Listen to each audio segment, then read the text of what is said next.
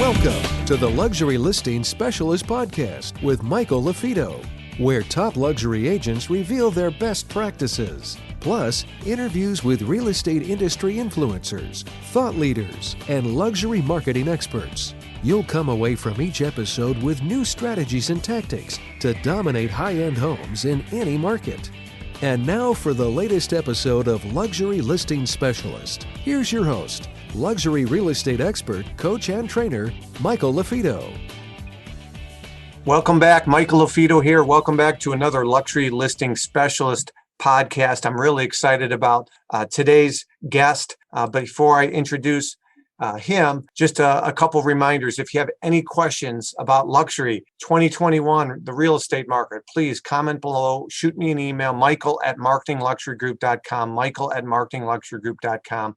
Or if you would like to nominate somebody to be a guest, whether they be a team leader, an agent, a broker owner, a service provider, someone that could provide value to the real estate agent industry, the broker industry, the team industry, and best tools, best resources, what's working today, if you will, top secrets of luxury agents. That's really what this is all about.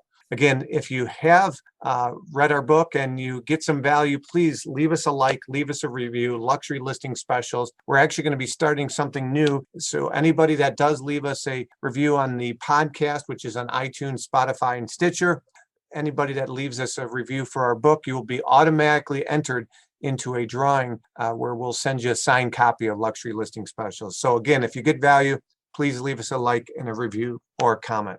All right, today's guest, I'm really excited to have on. Today I have on Wade Hanson. He's with Remax Results in Minnesota. Welcome, Wade. Hi, Michael. Thanks for having me.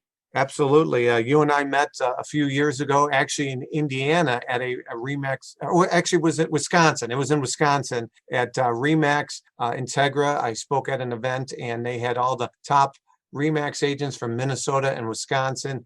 And you and I met in person then, and since then you've really doing some amazing things. I enjoy watching your post and seeing all the success that you've had in Minnesota. So tell everybody a little bit about yourself and how long you've been in real estate. And I know you have a very small, lean and mean team. Tell us a little bit about that, Wade, and then we'll get right into things.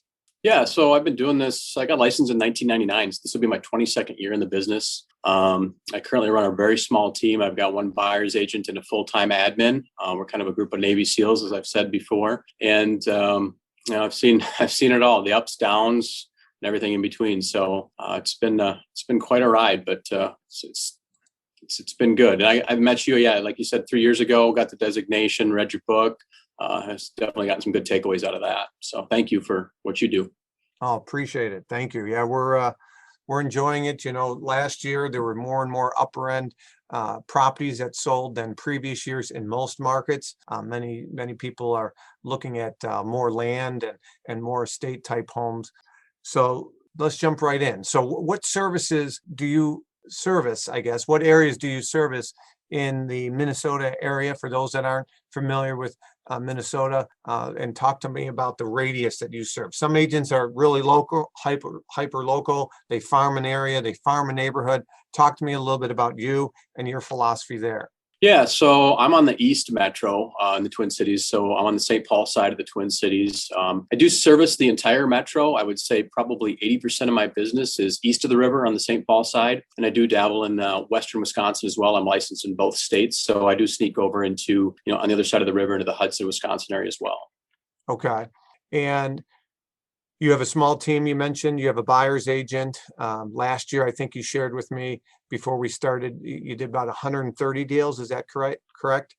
About 130 last year. I think we're on pace this year to do right in the 150 range. If things all work out the way they should, and we don't have another COVID spike, I think we'll be on pace for about 150 this year. That's great. And I think you mentioned going back a few years, you were doing about 100 deals a year. So you saw a 30% bump over the past couple of years. And your average sale price for you went from around $650 to about $800 over the past few years as well. Is that correct? Yeah, that's correct. I mean, I've done everything from, I've had teams of, almost 20 agents early in my career doing like 350 deals a year to, now running this team where we'll do about 100, 150 deals a year. And our average sale price is right in that 800 range right now. Okay. And out of curiosity, you mentioned that you had a team of about 20 agents at some point, and now it's just a lean and mean. Just for those that are thinking, teams is a big buzzword, right? A lot of groups talk about team training, that sort of thing. Was it just a lot of personality types? Did the team members want too many leads? Without going into too many details, is it just easier to run a lean and mean team? What's your thoughts out of curiosity there, Wade? Just because I know teams is a big buzzword for many people. Yeah, teams is. And I think for a lot of people, teams work, right? I mean, large teams it's great for a lot of people. And that was pre-recession when I was doing a lot of that. So coming out of the recession, I, like a lot of us, hit reset in my career and really decided what I was best at. And I think my skills and my talents were in the field. That's where I needed to be, right? I needed to be nose to nose, elbow to elbow with people. I'm best at sales and marketing, and that's where I needed to be. So managing people just wasn't my niche, wasn't my forte, and wasn't something I wanted to do when I kind of had to hit reset on my career in 2010 coming out of that recession. So. Okay. Yeah. And I had a very similar experience, by the way, where we had, we had, I think 6 or 7 agents on our team, and then we switched companies, and we kind of leaned our team up on purpose. And then naturally, sometimes that happens. Some people want to stay at the other brand and that sort of thing. So, some people are good with large teams. Other people like to run a lean and mean operation. So let's get right into some meat and potatoes, some question and answer. First off, luxury. Everybody defines luxury a little bit different depending on what part of the country you're in. Some brands define luxury based on $1 million and above.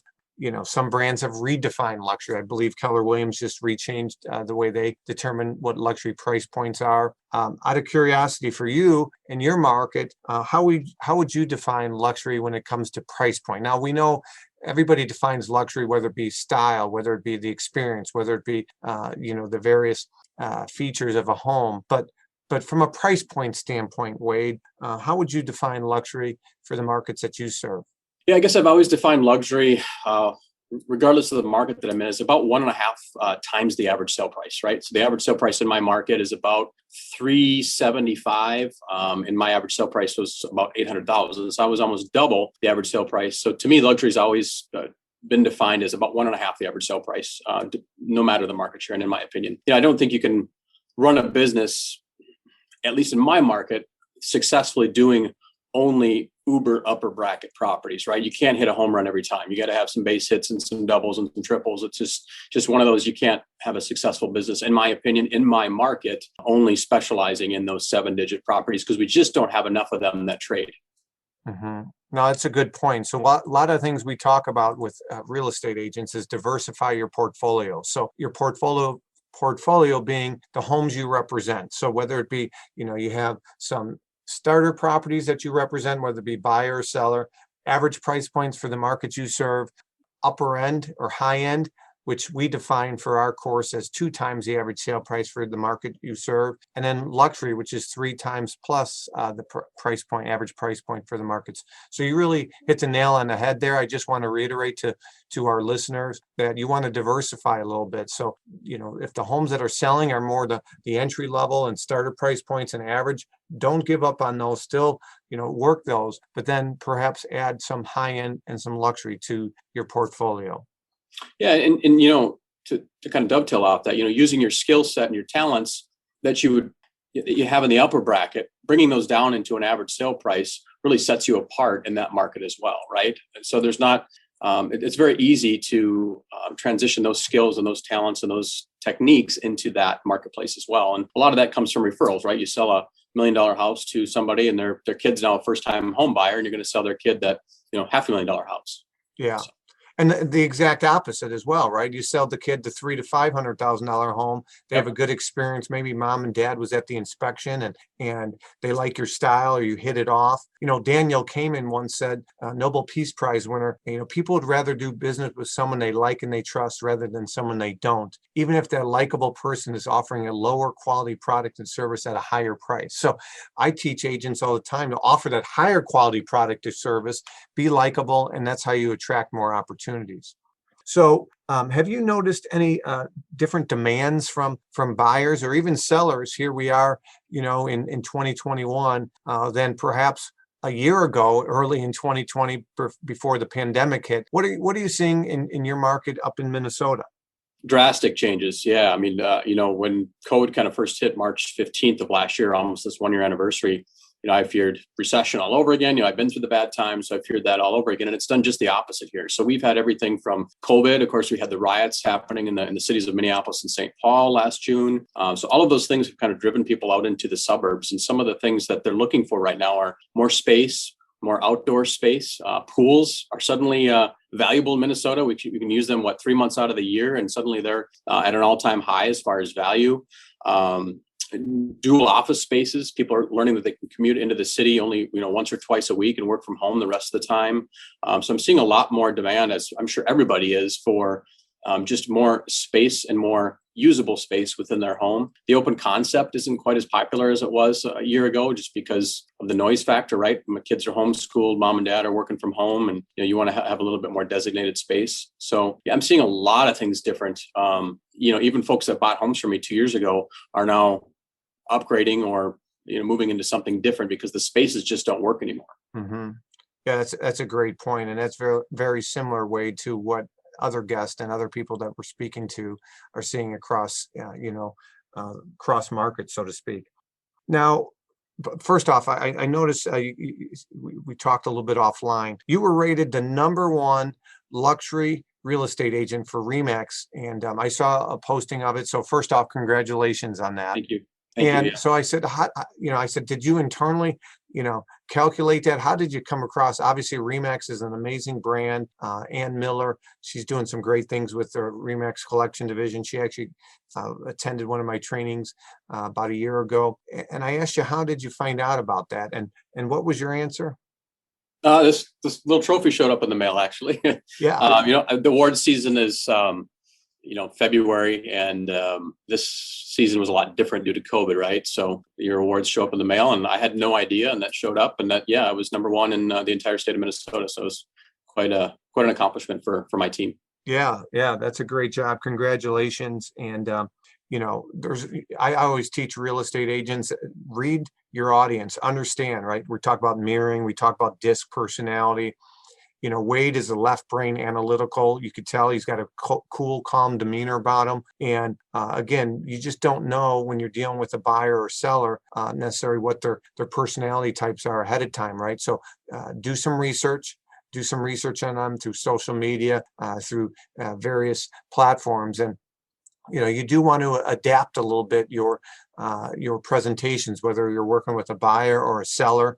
Wade is a little bit more left brain. He's a number cruncher. So if I was sitting across the table from Wade, I would talk a little bit slower. I'd have more visuals. I wouldn't just say we're #1 in Minnesota. I'd have to show it and with proof, right, with the analytics. So that's just a good reminder for those that are listening. You can't treat all buyers the same and negotiate with buyers all the same. Same thing when you're sitting across the table from a seller.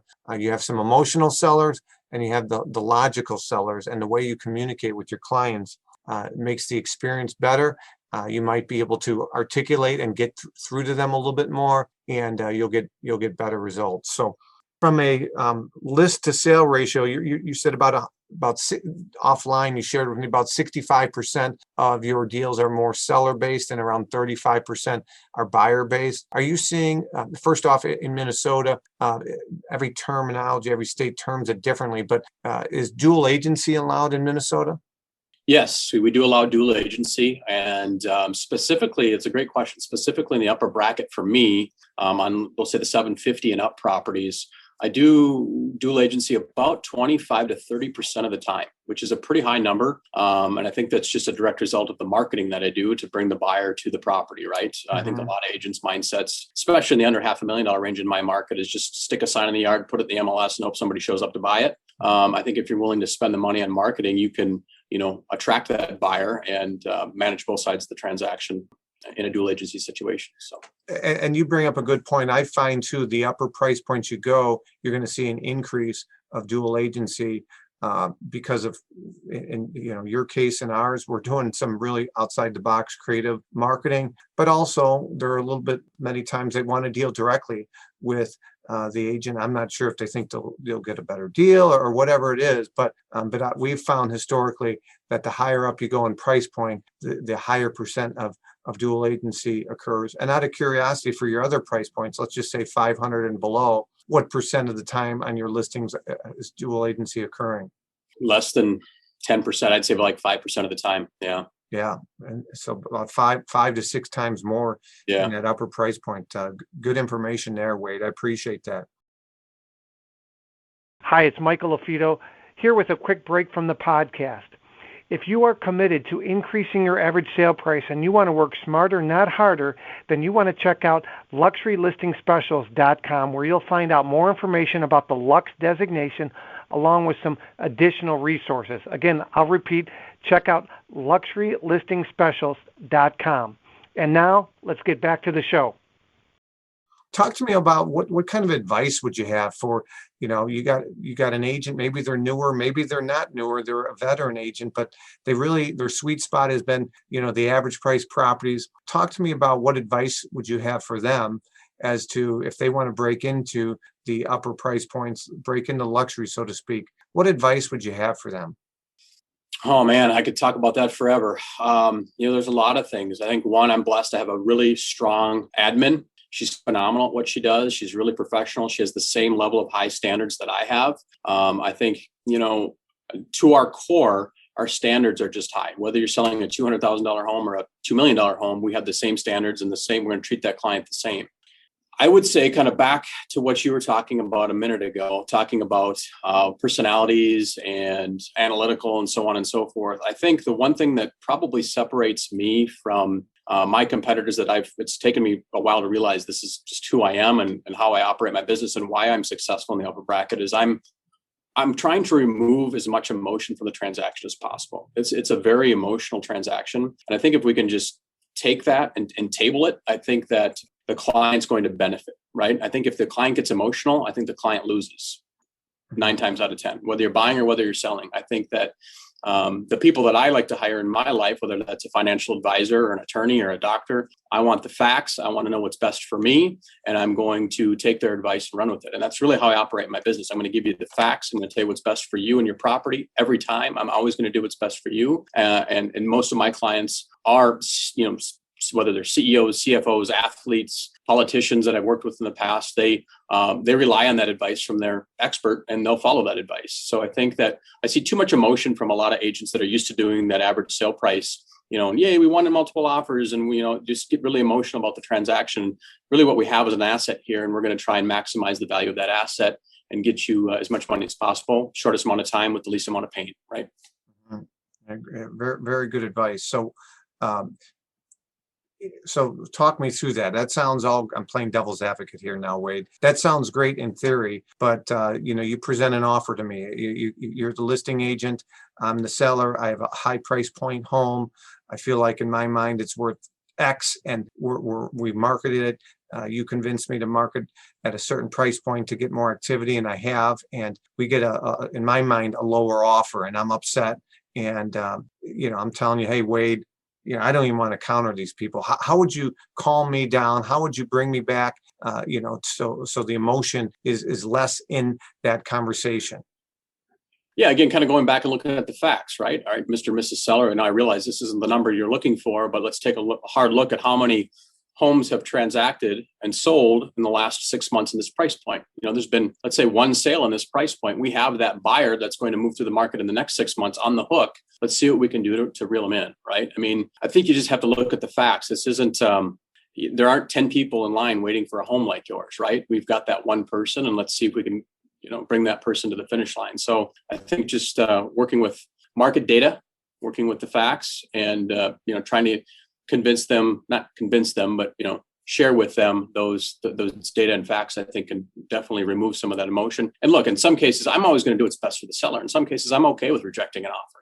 In some cases, I'll say, yeah, I think we can do better based on the facts. But again, if we show them that data, we can support the reasons why we can reject that offer.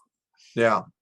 So do you use good visuals? Do you have some kind of service in your multiple listing service or something you subscribe to that maybe shows list to sale ratio, days on market, how many, if I'm a big proponent, the reason I bring that up, Wade, I'm a big proponent in strong visuals. So we have some really good tools that we use from our multiple listing service that are bar graphs and that sort of thing. So I'm working with the seller right now, and we've had a lot of activity, and there's just not a lot of sales in their price point for their area. And I know that the price that they want to get, statistically, it's going to be very difficult to get there. And so, like you said, taking the emotion out of it, going back to the analytics, the numbers, here's historically what things have been doing for the last 6 months, and having good, strong visuals helps me articulate that message a little bit more. How do you use visuals? What do you do to articulate the data to your clients? Yeah, and I'm hoping by that point, when we receive that offer, I built enough trust that they can trust what I'm saying. So a lot of the stuff nowadays is done via phone conversations, right? So I'm not able to deliver some of those visuals to them. So just using MLS data and hopefully establishing that trust, where they just trust what I'm saying and understand that I'm going to give them the facts, whether they like to hear the facts or not. I'm not going to sugarcoat it. This is reality. This is where we're at, and this is what we need to do to get where we want to go, right? Mm-hmm. Mm-hmm. So I'm probably not as visual and as, I guess, flashy as maybe some agents, and maybe that's worked against me in some cases. But for the most part, I think my agents trust what I'm saying, and I give them the facts. Good. From a technology standpoint, any tools and resources that you're having a lot of success with that makes either day-to-day operation or just communicating with your clients, or just from a marketing standpoint that you'd like to share with the group? Yeah, so as far as keeping in touch with clients, I get pretty old-fashioned, and I kind of cater to what they want. Some want emails, some want text, some want phone calls, some want Zoom meetings. So it's situational depending on the client. There's some clients that just say, Wade, the property is yours, go get it sold, and they don't want to hear from you. So it's really situational. As far as marketing right now, I made a major shift in my marketing dollars about 2 years ago to social media. And I was probably even a little late to the dance there, but I've pulled away from I used to do a ton of print, and print still works with some properties. I always tell people I'm going to really work backwards, identify who I think the buyer is for your home, mm-hmm. and create a marketing plan based on that. And if that buyer is maybe a baby boomer that isn't on social media as much, then print might work. But right now, social media has been a game changer for me. And I outsource that now. Some of the algorithms and things that have changed and fair housing policies within Facebook and Google and everything else, I just can't keep up on it. So I now outsource that. I've got a third-party company that I work with locally here that handles that for me. Good. So social media, you've had a lot of good engagement there. You do some really great job with your photos and your drone photos. And are you incorporating some video on some of these upper end properties as well?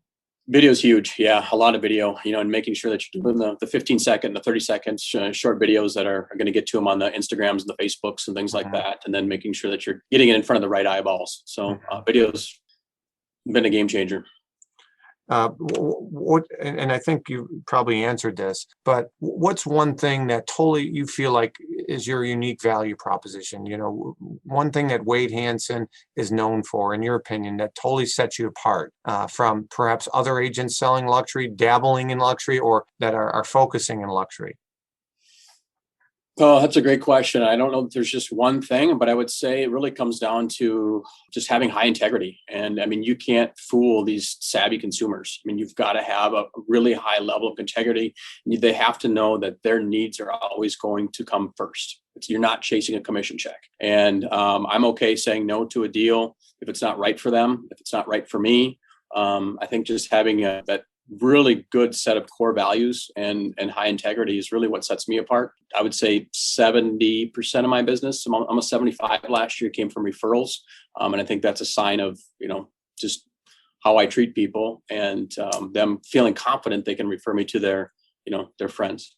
So 75% of your business approximately came from referrals. Do you have a system to attract referrals? Is there, Buffini and some of these guys, there's different things that are touching your clients to remind them what it is you do? Do you ask for them, or is it they just know that you work on a referral-based business, and because you offer such a high level of service, they just naturally come in? Talk to us about that.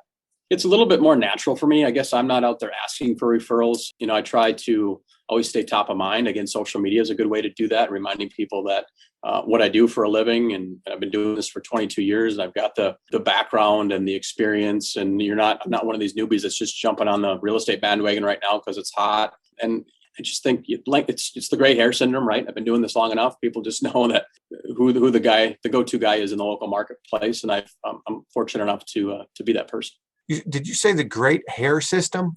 The gray hair syndrome, I call it. Oh. The longer you're in the business, the more gray hairs you have, the more referrals you're going to get. Oh, right? I gotcha. Yeah, because you look like you're about 32 years old, and I don't see many grays on you. But so, hey, real quick, for those that aren't familiar with Minnesota, I teach agents all the time, your feeder cities, your feeder markets, right? So where are people coming from that are going to Minnesota, and where are Minnesotans moving out, and moving to? I got to imagine warmer climate, but fill me in on that. So where are you seeing from a migration standpoint? Where are folks from Minnesota if they're not happy with the politics or the taxes or the cold weather, or whatever it might be? Where are there 3 or 4 areas that you're seeing consistently that people from Minnesota are moving to?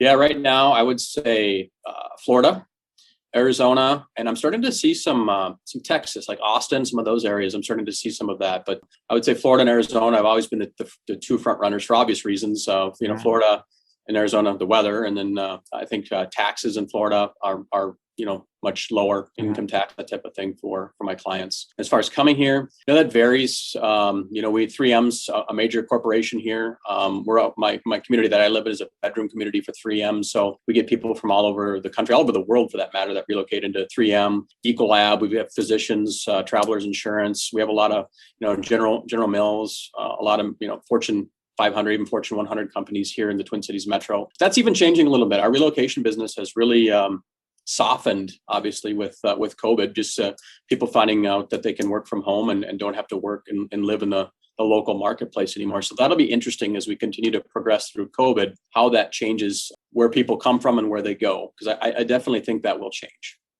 It's good information. I appreciate that. It's always interesting. So build relationships with agents in your feeder markets and all markets. You just don't know. It's a small circle, especially with the upper end price points. Time management. I mean, you're married, you have kids, selling 130 homes a year, one every 2.5 days. How do you manage your time with such a small team? I know you got a strong admin, it sounds, and you got a buyer's agent.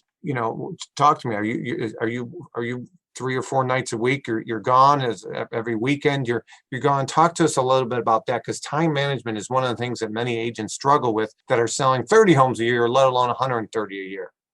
It's tough. It's probably one of the toughest things to manage in this industry, and one of the biggest challenges I probably had in the 22 years I've been doing this. In the upper bracket, that consumer, whether that's a physician or a CEO or an athlete, they're working weird hours, they're working long hours, and they expect the same from you, right? I mean, if you're going to succeed in that price point, they expect you to have the same hours that they work, and those aren't Monday through Friday, 9 to 5, 40-hour-a-week employees. They're just not. They didn't get to where they are by not working 70, 80, 90 hours a week. So, you're on a lot. I mean, it's hard to find balance in this. And, you have to, I guess, ride the highs when they're there and enjoy the lows when they're there as well, right? Because there's times in my marketplace when things are soft and quiet, and it's okay to enjoy that time with your family. And when it's hot like it is right now, you just got to knuckle down and have a little bit of delayed gratification for some of these vacations and things we want to have, right? Sure. Well, some really good nuggets there, folks. I mean, Wade's doing some great things, and you hear him talk about integrity. probably under promise and over deliver, being a trusted advisor. And that's the key when you go in those upper price points, right? Salesmen want the deal, an advisor doesn't. I'm working with a professional coach that's on Chicago Bears right now, and he's thinking about buying or renting. And based on his situation, I shared with him, I think renting would be a better situation, right? That salesman wants the commission. They want the sale. A trusted advisor says, here you go, and that's really the key with these upper price points. And that's how you get referrals like Wade does. Now, Wade, if somebody has a question or they want to reach out to you, or they might have a potential referral for you in Minnesota, what's the best way for somebody to reach out to you? Sure. So my website's just wadehanson.com. You can find my email address and phone number on there. Wade@wadehanson.com is my email. Those are probably the two best ways to reach out to me, and happy to help any referrals and pay out any referral fees. Not a lot of people are coming to Minnesota this time of year. It's a balmy 1 above as of right now, but I would love to work with anybody's referrals. And that's Hanson with an O-N, Hanson, correct?